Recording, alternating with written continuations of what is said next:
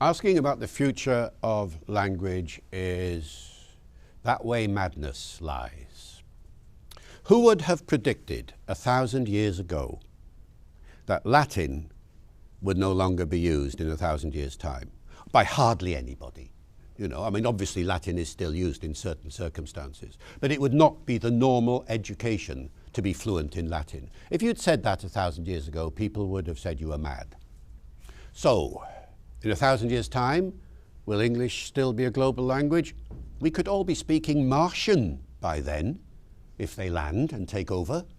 You know, who knows what's going to happen? To ask about the future of language is to really ask about the future of society. And futurologists are just as unclear about what will happen eventually as I am about language. Because language, you see, is global for one reason only, and that is the power of the people who speak it. Power always drives language. There is no other reason to speak somebody else's language other than you want to improve your quality of life, or you want to influence them in some way, or whatever it might be. I mean, the tradition in English, of course, English became global for a whole variety of reasons. First of all, the power of the British Empire. Later, the power of American imperialism. Later, in the 17th century, the power of the Industrial Revolution, which meant that the language of science and technology became English predominantly. In the 19th century, the power of money talks, and the two most productive nations of the world were Britain and America, both using English. So the language of international banking became the pound and the dollar, English once again. And then in the 20th century, cultural power, as you all know, because every aspect of culture you've encountered has some sort of history in the English language, like pop songs, for example, international advertising, air traffic control, the development of radio and television, the development of the internet. 100% an English language medium when it started, though today only a fraction of the internet is English. Internet has become multilingual. So what's going to happen next? English will stay a global language as long as certain things happen. First of all, that the nations that are recognized as the most powerful nations in the world continue to use English, and all the other nations want to be like them, or want to interact with them, or want to sell things to them, and so on. And so English will stay like that for as long as those nations retain that kind of power. And we're talking mainly America here, aren't we? Predominantly. On the other hand, it doesn't take it isn't rocket science to think of scenarios where, for whatever reason, American power diminishes, the power of some other nations grows, and you get other parts of the world becoming more dominant. And, you know, people say, well, what about Chinese? Well, one day maybe. At the moment, there's no sign of China wanting Chinese to be a global language, because they're all learning English in China for the most part. But you could imagine a scenario where it was the other way around. You can imagine a scenario when Spanish is the fastest growing language in the world at the moment, population-wise, because of South America and Central America, and increasingly in North America, Spanish is becoming very widely used. You can imagine a scenario where one day we might all end up speaking Spanish. In another scenario, you can imagine one day we might all end up speaking Arabic, for reasons that are perfectly obvious to anybody who looks at the world. So all of these things could happen. At the moment, there's no sign of a diminution in the prestige of English, the desire to learn English. The figures are going up and up and up every year. At the moment, over 2 billion people speak English. There's never been so many people speaking one language before, and there's no sign of any slackening off in that progress. So the long-term future, no idea. The short-term future, no change. And for people who ask that question, implicit in it, I think, is the question, what English will it be that continues for a while to be the global language? What English will it be, indeed? There are so many answers to this question, really. If you look at what's happening at the moment, then you see certain trends. Remember that this whole business of global English is very recent. Nobody was talking about global English 30 years ago.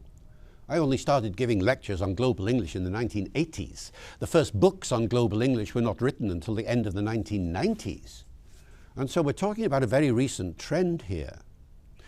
The world needs a global language because countries want to talk to each other. So there have to be institutions to enable that to happen. And the obvious institution is the United Nations. So the UN is only, 1940s, when there were 50 or so nations in it. And now there are nearly 200. And so suddenly the world is talking, the countries of the world are talking to each other. Now, what kind of English will it be? Well, if you join the club, as it were, the English-speaking club, you will, as at joining any club, you will look to the senior members, as it were, the most established members. And you'll look at the statistics. You'll speak the English that you most often encounter in the world. And that, of course, is American English. And so that is one scenario, that American English will ultimately dominate all other varieties of English. And we already see this happening in small ways, don't we? In British English, for instance, you see the impact of American English in all sorts of ways. On spelling, for example. Once upon a time, you'd spell the word encyclopedia with an AE in the middle in a traditional British way. The American way is to spell it with an E in the middle. And now in Britain, virtually everybody spells it with an E in the middle. And so you see American English coming in. In pronunciation, I say schedule. All my kids say schedule. That's happened in a generation. That's an American pronunciation that's taken over. And similarly in grammar, you get American English grammar influencing British English grammar a lot. I've just eaten. I'd use the present perfect. I would. But an awful lot of young people today say I just ate or I just ate, depending on your pronunciation. You use the American. They use the preterite form, the past tense form. So there are differences there. American vocabulary coming into British English as well. Only a little bit in the other direction. You can go to New York now and see pubs everywhere. Well, that's a British term. So there is a little bit of movement in both ways, but it's largely one way. And now I've been to Australia, and one of the complaints that people have in Australia is the American English that's coming into Australian English, and I see this everywhere. So that is one scenario. But there is a different scenario as well, and it is this. Why is there American English in the first place? Because the Americans wanted to identify themselves as American and not as British. It was quite a conscious decision. When America became independent, Noah Webster, amongst others, said, we want an American English for an American identity, for the new nation. And that's where American spellings started, you see, and how new American vocabulary got into dictionaries. Now, what happened in America then is now happening globally. So all over the English-speaking world, people are saying, well, you can be British if you like, you can be American if you like, but we want to be Indian, or we want to be Nigerian, or we want to be Ghanaian, or what have you. And the English that we use will reflect that cultural identity. Now, we're not talking just a few people here, you see. In India, nobody knows exactly how many, but there must be at least 400 million people speaking English in India, speaking Indian English, not speaking British English or American English or anything like that. Quite distinctive English too, both in pronunciation, in vocabulary, even in grammar. So just to give you an example, a typical Indian use of the present tense would be with verbs that I don't use in the continuous form for, and I bet you don't either very much, although usage is changing. So I would say, I know something, I think about it, I remember this, but in Indian English you will hear, I am knowing the answer to your question. I am thinking about it, yes, I am remembering what you are saying, I am knowing, I am thinking, I am remembering. Now this is not a traditional British or American usage, but it's dominant in India, and not just India, but also Sri Lanka and the other countries around.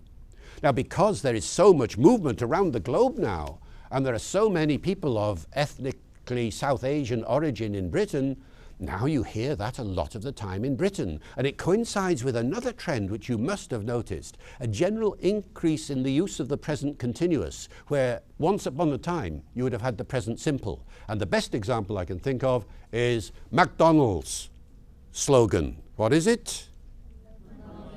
You all know it. I'm loving it. I am loving it. Well, think about that for a second. You would never have said that 20 years ago. You know, you'd have said, I love it. But now people are saying, I'm loving it. Yeah, I'm loving it. And McDonald's is fostering that kind of switch. So the Indian usage is coinciding with this general trend. And therefore, could the English of the future be some sort of amalgam of all sorts of English from around the world? You know, bits of Indian English, bits of Australian English, bits of American English, bits of British English. Who knows, bits of Serbian English. You know, everybody can put something into the melting pot of English so that when people meet from a whole variety of nations, as you get so often in business meetings and international conferences, or just in a hotel in any part of the world, and English is being used as a lingua franca, could a lingua franca English, and that's the term that's often used these days, which is culturally not identifiable with any one place because it's a mixture of everything, could that be the norm? And I think probably that's the way it's going to go. And just to close off this section, and very briefly, how many bits of Englishes would you say you speak? How many Englishes? Well, just a figure. Yeah. Random. Well, I speak, the English I'm using to you now is my sort of posh British English that I would use, which doesn't reflect my origins.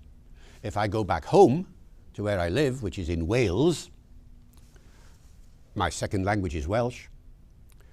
If I'm chatting with people in the locality, lots of little Welsh words are going to slip into my conversation. There's going to be a much stronger Welsh accent than perhaps I'm using to you now. Do you hear the difference? If I start speaking in a Welsh sort of way now to you, there'd be little bits of Welsh grammar coming in and so on. So there's that. But then when I was 10, I moved to Liverpool, and this is the decade of the Beatles. I was nearly a Beatle once for reasons we can go into another day, and I therefore learned Liverpool English. So that's another variety that I have at my disposal when I go back to Liverpool. I can speak Liverpool English like anybody else. I can speak like Paul McCartney and all the others. You know, I can do this. It's a natural accent for me, though it sounds a bit artificial now, out of context. Always takes you a little bit of time to get into the accent when you go into the new area. And as I travel the world, and I think everybody does this to some extent, I think you do as well, you accommodate. Now, by accommodate, I mean you pick up some of the features of the accent and the dialect that you're part of. That is, if you're getting on well with the people, if you like the people, you start slipping into their accent. I bet it happens in Serbian. You know, one part of the country and another, you meet, and you suddenly start speaking a bit like the accent of the person from the other part of the country. This happens all the time on a global scale in English, you see. So if I go to America, suddenly, before I realize it, the R comes into my voice, and suddenly I start speaking like this, and so on and so forth. You know, I mean, if I go to Ireland, I start speaking in an Irish kind of way. So there's no answer really to the number of varieties that are there if you have an ear that tunes in to these areas.